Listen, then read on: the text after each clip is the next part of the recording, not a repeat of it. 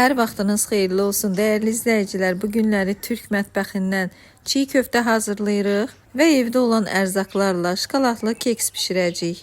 Keksimiz üçün 3 yumurtanı mikserlə 1-2 dəqiqə çalırıq və 1 stəkan dolu şəkər tozunu yavaş-yavaş əlavə edirik üzərinə.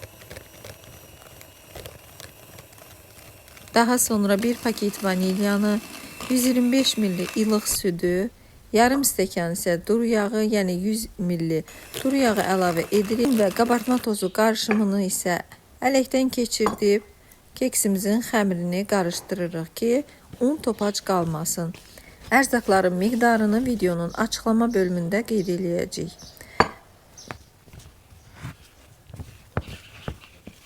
Xəmirin qatılığı bu cür olmalıdır. Bu dəfə keksi yağlı kağız yerləşdirdiyimiz uzun sov qabda bişiririk. Göstərmək istəyirəm. Xəmirin yarısını qaba tökürük və üzərindən 2-3 dolu qaşıq şokolad kremi əlavə edirik. Və siz bunu damla şokoladla da əvəz edə bilərsiniz. Xəmirin qalan hissəsini də şokoladın üzərinə yerləşdirib əvvəlcədən isinmiş sobada 180 dərəcədə bişməyə qoyuruq. Onu da deyim ki, bizim keks qabımız dərin qabdır. Ona görə də yavaş-yavaş bişməlidir ki, içi çiğ qalmasın. Keksimiz bişənə qədər çiğ köftəmizi hazırlayırıq. 2 saat öncədən 5 dolu stəkan köftəlik bulquru islatmışıq. Bulgur artıq şişib, yəni yumuşalıb. Bulquru geniş bir qaba əlavə etdik. 2 ədəd pomidoru, 2 ədəd isə soğanı rondoda çəkəcəyik.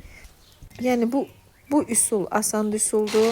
Köftə hazırlaya bilməyənlər asanlıqla bu formada hazırlaya bilərlər. Üzərinə 2 dolu qaşıq pomidor salçası, yəni tomat, 2 yemək qaşığı zoğal turşusu, nar turşusu da ola bilər və 1 armudu stəkan yağ götürmüşəm. Bunun yarısını əlavə edirəm. Yarısını isə sonradan əlavə edəcəm.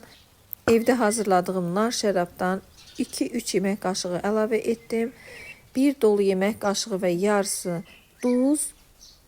Zövqə görə qırmızı şirin bibər və acı biraz toz bibər əlavə edirəm.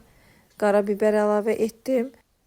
Rondo vasitəsilə indi bunları çəkəcəm. Bir-birinə tam qarışana qədər. Gördüyünüz kimi çox ləzzətli bir sos alındı. Bunu bütün yeməklərin yanında yemək olar və mən əlavə edirəm islatdığım bulqurun üzərinə.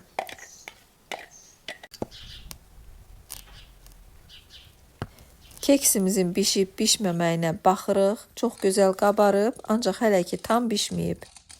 Yarım stəkan duru yağımız qalmışdı. Mən bunu əlavə edirəm qarışımın üzərinə və 1 limonun şirəsini əlimdə sıxıram.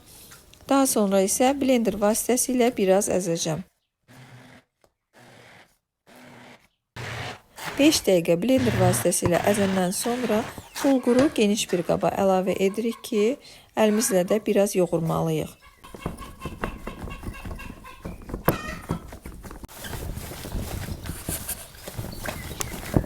Köftənin hazır olmağını əlimizlə yoxlayırıq. Əgər əlimizdə formaya salanda dağılmırsa, deməli köftəmiz hazırdır. Qəşəng. Əllərinə sağlıq. Hamısı yerində, qaydasındadır. Turşusu. Keksimiz də artıq bişdi və çıxardıram qabdan, soymağını gözləyirəm. Daha sonra isə soyandan sonra doğrayacağım.